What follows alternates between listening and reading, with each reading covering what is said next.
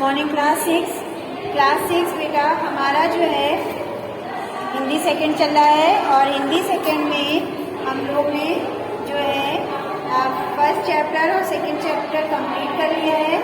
हमारा फर्स्ट और second chapter complete हो चुका है। अब हम लोग क्या करेंगे, आगे का जो थर्ड चैप्टर है हमारा उसको पढ़ेंगे। ठीक है, तो आज से हमारा जो है थर्ड चैप्टर स्टार्ट हो रहा है। थर्ड चैप्टर में हमारा है शब्द विचार। ठीक है, तो शब्द विचार में हमारा जो टॉपिक है वो है शब्द तथा शब्दों का वर्गीकरण। तो आज की क्लास में हम लोग शब्द और शब्दों का वर्गीकरण पढ़ेंगे। तो बेटा आप लोग अपनी सेकेंड बुक निकाल लीजिए व्याकरण वाली, और उसमें देखिए लिखा हुआ है पेज नंबर 18। देखिए शब्द विचार हमारा थर्ड चैप्टर है, तो उसमें देखिए हेडिंग डली है शब्द। तो शब्द हम लोग रीड कर लेते हैं। मनुष्य अपने भावों व विचारों का आदान प्रदान भाषा के माध्यम से करता है। भाषा के प्रयोग के लिए भाषा के उचित रूप को जानना आवश्यक है। भाषा का निर्माण शब्दों के बिना असंभव है। शब्दों के निर्माण के लिए ध्वनियों का ज्ञान होना आवश्यक है, क्योंकि बोलते समय हम जिन ध्वनियों का सहारा लेते हैं उनसे ही शब्दों का निर्माण होता है।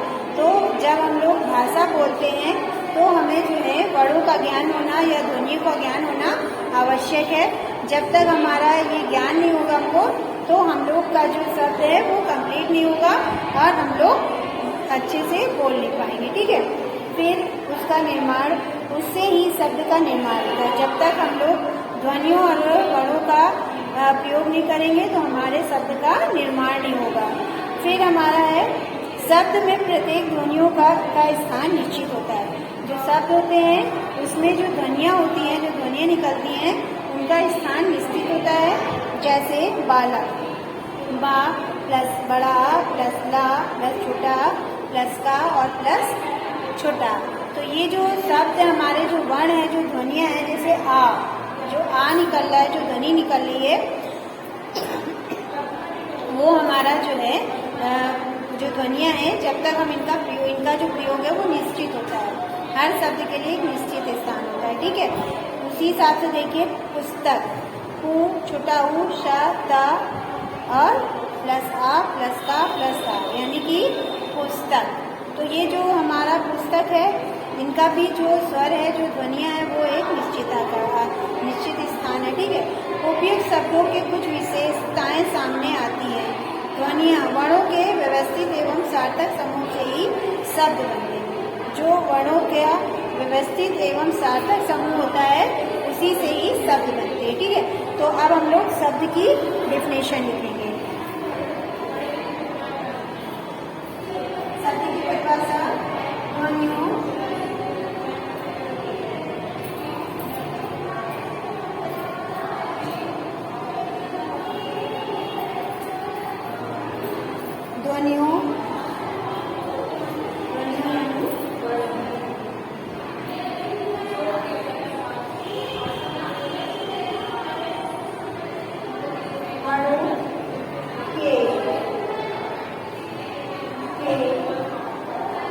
सार्थक समूह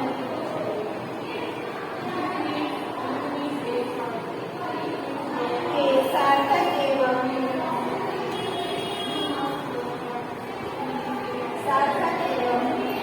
व्यवस्थित समूह को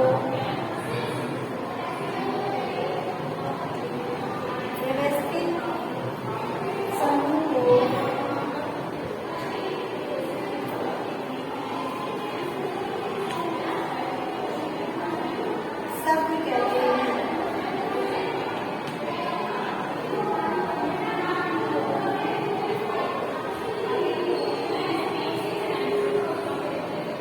ठीक है, तो ये हमारी शब्द की डेफिनेशन हो गई। अब शब्द और पद में अंतर। वृक्ष, घर, गांव, सूर्य, ये सब सार्थक शब्द हैं। इन्हें पढ़ते ही हम मस्तिष्क में इनकी तस्वीर उभर जाती है। ठीक है, जो ये है वृक्ष है, घर है, गांव है, सूर्य है, जब हम ये सब सार्थक समूह हैं, जब हम इनको पढ़ते हैं तो इनको पढ़ते ही हमारे जो मस्तिष्क है, दिमाग में जो है इनकी तस्वीर उभर जाती है। जब ये शब्द वाक्य में प्रयुक्त होते हैं तो पद कहलाते हैं। जब ये शब्द जो है वाक्य में प्रयुक्त होते हैं तो पद कहलाते हैं। और वाक्य में प्रयोग करते समय हम व्याकरण के नियम का ध्यान रखना पड़ता है। वाक्य में आते ही लिंग, वचन, कारक आदि के कारण शब्द का रूप बदल जाता है। जैसे ही वाक्य जो है व्याकरण में आता है तो ये जो है इसका जो रूप है वो बदल जाता है। जैसे लड़का खाता है, लड़का खाता है क्या है? एक वचन, यानी कि एक लड़का खा रहा है। और जब ये व्याकरण के रूप में आ जाता है या वचन कारक के रूप के कारण शब्द रूप बदलने लगता है तो क्या होता है? लड़के खाते हैं, यानी बहुवचन। तो बहुत से लड़के खाते हैं, इसका अर्थ हुआ बहुत से लड़के खाते हैं। तो ये जो है हमारा कारक और वचन चेंज हो गया। फिर नोट, कभी कभी रूप नहीं बदलता, फिर भी वाक्य में प्रयुक्त पद शब्द पद ही कहलाते हैं। कभी कभी क्या होता है? वाक्य बदलते नहीं है। जैसे हमने कहा था लड़का क्या है? खाता है, ठीक है। फिर वाक्य बदला हमारा, लड़के खाते हैं। लेकिन कभी कभी क्या होता है? ये वाक्य बदलता नहीं है, लेकिन पद शब्द वही रहता है, पद ही कहलाता है। जैसे देखिए इसमें दिया हुआ है रजत को काट कर सेब खिलाओ। तो ये क्या है? अशुद्ध पद बना। फिर हम लोग इसको शुद्ध करने के लिए क्या करेंगे? सेब काट कर रजत को खिलाओ। तो वाक्य जो पद तो बना हुआ है लेकिन वो शुद्ध और अशुद्ध बन गया है। तो इसको जो हम लोग सही करेंगे किसके? शब्द के माध्यम से। जब शब्द का माध्यम हम लोग उच्चारण करेंगे तो हमारा ये जो है लिंग और कारक वचन जब हमें इसको लगाएंगे तब हमारा ये शब्द शुद्ध हो जाएगा, ठीक है। तो नेक्स्ट हेडिंग हमारी है शब्द और पद में अंतर। तो बेटा शब्द और पद में अंतर क्या है? शब्द जैसे कि वृक्ष, घर, गांव, सूर्य, जब इन सब का ये सब क्या है? सार्थक शब्द है, ठीक है। जब इनका जो है इनको हम लोग पढ़ते हैं या किसी से सुनते हैं तो इसकी जो तस्वीर है हमारे मस्तिष्क में उभरने लगती है और हमारे सामने आ जाती है, ठीक है। फिर उसी तरह पद क्या है? जब ये शब्द वाक्य में प्रयोग होते हैं जैसे तो पद कहलाते हैं। जैसे मान लीजिए मेरा घर बहुत अच्छा है, ठीक है। तो जो ये शब्द आया हमारा घर और एक वाक्य बना कि मेरा घर बहुत अच्छा है, तो घर ये पूरा शब्द जो है एक पद बन गया। तो जब ये शब्द का प्रयोग वाक्य में आता है तो ये हमारे पद कहलाते हैं, ठीक है। फिर इसी पे आते हैं लिंग के आधार पर व्याकरण पे जो वाक्य हैं वो लिंग के आधार पर वचन, कारक आदि के कारण शब्द का रूप बदल देते हैं। जो व्याकरण हमारा जो व्याकरण है उसमें जो है लिंग और कारक और वचन के अनुसार इसका जो पद है वो बदल देते हैं। जैसे लड़का, लड़की, ठीक है। लड़का कौन सा है? पुल्लिंग है। लड़की कौन क्या है? स्त्रीलिंग। इसी तरह कारक के अनुसार जो बदल जाता है, लड़का खाता है या लड़के खाते हैं। तो लड़का खाता क्या है? बहुवचन है, वचन के अनुसार बदल गया। लड़का खाता है एक वचन है, यानी कि एक लड़का खाता है, तो ये वचन के अनुसार बदल गया। फिर लड़के खाते हैं यानी कि बहुवचन, बहुवचन के अनुसार ये बदल गया। फिर आता है हमारा शुद्ध और अशुद्ध जो पद होते हैं। बहुत से पद होते हैं जो पद तो वही रहते हैं, शब्द वही रहते हैं, लेकिन उनका पद नहीं बदलता, ठीक है। वचन के अनुसार उसको बदला नहीं जा सकता। जैसे रजत को काट कर सेब खिलाओ, तो ये कौन सा शब्द है? हमारा अशुद्ध शब्द है, ठीक है।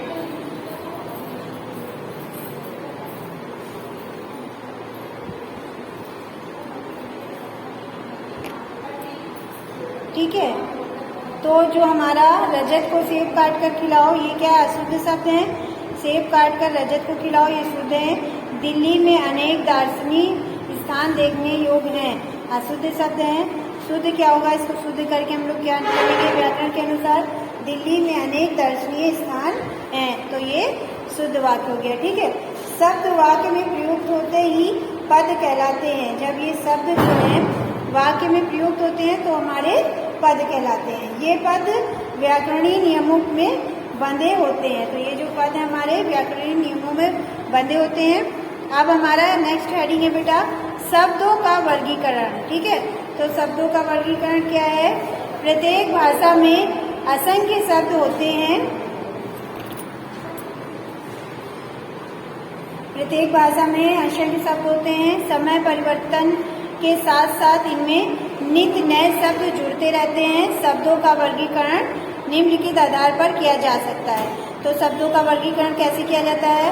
उत्पत्ति के आधार पर, रचना या बनावट के आधार पर, अर्थ के आधार पर और प्रयोग के आधार पर। ठीक है, तो इनका वर्गीकरण हम लोग 4 प्रकार से कर सकते हैं। नंबर 1 उत्पत्ति के आधार पर,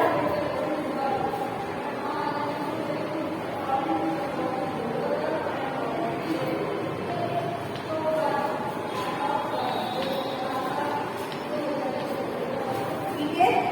नंबर 2 रचना या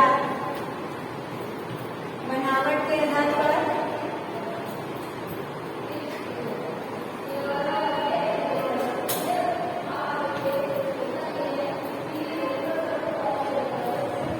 ठीक है। फिर हमारा तीसरा अर्थ के आधार पर,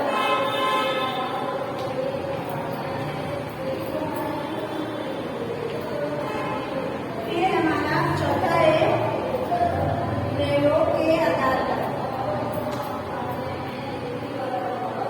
प्रयोग के आधार पर। ठीक है, प्रयोग के आधार पर। तो ये 4 प्रकार के हमारे जो है शब्दों का वर्गीकरण है। फिर हमारा था देखिए उत्पत्ति के आधार पर। उत्पत्ति के आधार पर हम लोग को किस तरह से क्या करते हैं? तो बेटा उत्पत्ति के आधार पर शब्दों के भेद 4 प्रकार के होते हैं। जब छात्र कोई पुस्तक या शब्दकोश पढ़ते होंगे तो मन में उठने वाला पहला स्वाभाविक प्रश्न यह होता होगा कि इन शब्दों को आखिर आए कहाँ से, या क्या ये शब्द केवल भारतीय भाषाओं से जुड़े हैं या विदेशी भाषा के शब्दों का भी इनमें समावेश है। इस बात का ज्ञान प्राप्त करने के लिए हमें शब्दों की उत्पत्ति या स्रोत को जानना आवश्यक है। अतः उत्पत्ति के आधार पर शब्दों के निम्नलिखित कितने भेद होते हैं? 4 भेद होते हैं। पहला तत्सम शब्द, ठीक है। दूसरा तद्भव शब्द, तीसरा देशज शब्द, चौथा विदेशज शब्द। ठीक है, तो ये 4 प्रकार के जो हमारे उत्पत्ति के आधार पर शब्द होते हैं। अब तत्सम शब्द क्या होते हैं? तत्सम शब्द का अर्थ है उसके सामने, अर्थात संस्कृत के समान जो शब्द संस्कृत के से हिंदी में आ गया है और उसी रूप में प्रयुक्त होते हैं जैसे संस्कृत में होते थे, वे शब्द तत्सम कहलाते हैं। जैसा कि हमने बताया था कि कुछ संस्कृत के शब्द हैं जो हमारे हिंदी में आ गए हैं। तो तत्सम क्या कहलाता है? जो शब्द हिंदी में संस्कृत का जो आ गया है और संस्कृत की ही तरह लिखा जाता है। जैसे हम लोगों ने ये पढ़ा था इस तरह से, हाँ ये संस्कृत का है ना, तो हिंदी में आ गया तो हम लोग इसको कैसे पढ़ते हैं? तो ये हमारे क्या कहलाते हैं? जैसे ये अलग वाला था, ठीक है, तो ये हमारे क्या कहलाते हैं? तत्सम शब्द। ठीक है, अब जो है इसकी तत्सम की डिफिनेशन देखो बेटा। तो तत्सम की डिफिनेशन क्या है बेटा? इस प्रकार संस्कृत भाषा के जो शब्द हिंदी भाषा में ज्यों करते हो, अर्थात बिना किसी परिवर्तन के लिए गए हैं। मतलब कोई भी जो संस्कृत के शब्द हैं वो किसी के परिवर्तन के बिना हिंदी में गए हैं, तो वो शब्द जो है हमारे तत्सम शब्द कहलाते हैं। जैसे किरण, ब्रज, अग्नि, स्वप्न आदि। इस टाइप के जो जैसे बहुत से शब्द हैं जो संस्कृत से हिंदी में गए हैं और वैसे की वैसे ही बोले जाते हैं और बनाए जाते हैं, ठीक है। तो वो शब्द जो है हमारे तत्सम शब्द कहलाते हैं। अब हम लोग आते हैं तद्भव में। तद्भव शब्द क्या कहलाते हैं? तद्भव क्या कहलाते हैं बेटा? तद्भव तद्भव शब्द का शाब्दिक अर्थ क्या है? उससे संस्कृत में बनने वाला वे शब्द जो संस्कृत के शब्दों से थोड़ा रूप बदल कर बने। जो संस्कृत के शब्द बोले जाते हैं उनसे जो थोड़ा रूप बदल कर बने उन्हें हम लोग तद्भव शब्द कहते हैं। जैसे अग्नि से आग, हम लोग संस्कृत में आग को क्या बोलते हैं? अग्नि। तो ये जब तद्भव में बदल जाता है हिंदी में तो अग्नि को हम लोग क्या बोलते हैं? आग, ठीक है।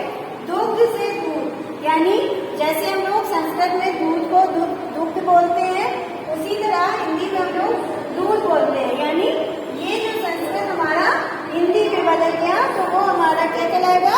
तद्भव शब्द, ठीक है। सर्प से सांप, तो सर्प हम लोग किस में बोलते हैं? संस्कृत में। और फिर ये सांप में बदल गया तो हमारा जो है क्या हो गया? तद्भव। तो जो संस्कृत के शब्द हैं जो हिंदी में बोले जाते हैं कुछ बदल जाते हैं, तो जब बदल के बोले जाते हैं उन्हें हम लोग तद्भव कहते हैं। तद्भव के कुछ उदाहरण देख लीजिए बेटा, पेज नंबर 20 पे। जैसे तत्सम है सत्य और तद्भव क्या है? सच। संस्कृत में हम लोग सत्य बोलते हैं, जो तत्सम शब्द है वो क्या कहलाते हैं? सत्य। और तद्भव क्या कहलाते हैं? सच। उसी तरह कृपा मतलब कुआं, ठीक है। रात्रि यानी रात। इसी तरह सारे आप लोग जो उदाहरण दिए हुए हैं उनको पढ़ लीजिएगा तो आपको इसमें फर्क समझ में आ जाएगा, अंतर समझ में आ जाएगा कि तत्सम क्या है और तद्भव क्या है, ठीक है।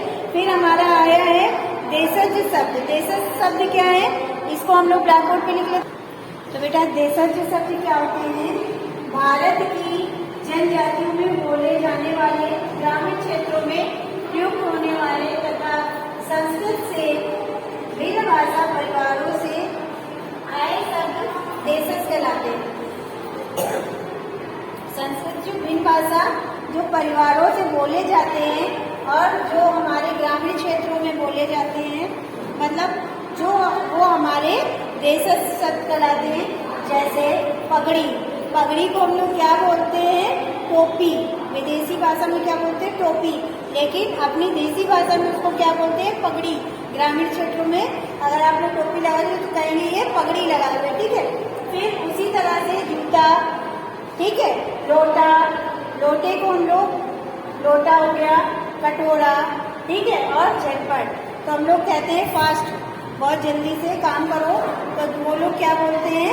झटपट। तो इस तरह से जो भाषा बोली जाती है वो शब्द हमारे देशज शब्द कहलाते हैं। अब हमारा नेक्स्ट है विदेशी शब्द या आगत शब्द। तो बेटा विदेशी शब्द या आगत शब्द, ठीक है। विदेशी शब्द सर पर हैट पहनने, अंग्रेजी जीन्स पहननी, इत्र की पूरी शीशी है, खुशबू जिसकी रहनी, इस तरह के जो शब्द हैं वो विदेशी शब्द हैं, ठीक है।